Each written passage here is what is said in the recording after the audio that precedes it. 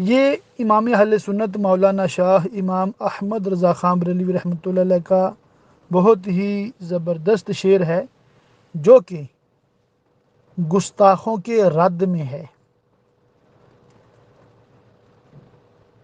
کہ جو نبی کریم صلی اللہ علیہ وآلہ وسلم کی بارگاہ کے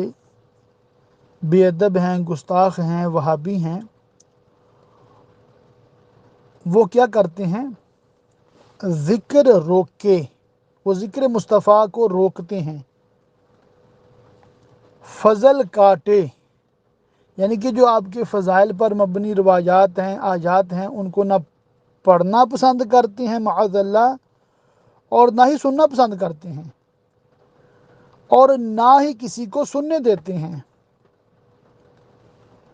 نقص کا جویاں رہے، اور معاذ اللہ ثم معاذ اللہ، بجائے اس کے کہ نبی کریم صلی اللہ علیہ وسلم کا ذکر خیر کیا جائے،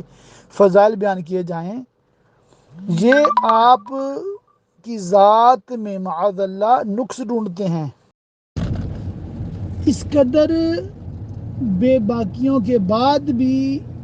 یہ کہتا ہے مردار کہ میں رسول اللہ صلی اللہ علیہ وآلہ وسلم کا امتی ہوں۔ اعلیٰ حضرت فرماتے ہیں کہ تجھے یہ زیب نہیں دیتا، ہرگز ہرگز زیب نہیں دیتا کہ تو خود کو نبی کریم صلی اللہ علیہ وآلہ وسلم کا امتی کہے۔ تو یہ ایک حقیقت کا بیان ہے کہ جو واقعتاً بدبخت وہابی ہیں، ان کا طرز عمل ایسا ہی ہے۔ یہی وجہ ہے کہ ایسی محفل جس میں نبی کریم صلی اللہ علیہ وسلم کا ذکر خیر ہو، جسے ہم میلاد شریف کا نام دیتے ہیں، اس سے یہ بہت چڑھتے ہیں، ان کو بہت تکلیف ہوتی ہے،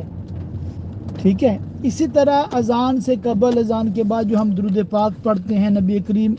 علیہ السلام کا ذکر کرتے ہیں، آپ کا نام پاک لیتے ہیں، اس پہ بھی یہ منہ بناتے ہیں، باتیں کرتے ہیں۔ تو یہ بہت ہی بدبخت لوگ ہیں، اللہ تعالیٰ ان کی شر سے مسلمانوں کو محفوظ رکھے، اور ہمیں چاہیے کہ ان کے مطلب نہ بیانات سنیں، نہ ان کی تحریریں دیکھیں، اور نہ ان کے ساتھ کسی قسم کا تعلق رکھیں۔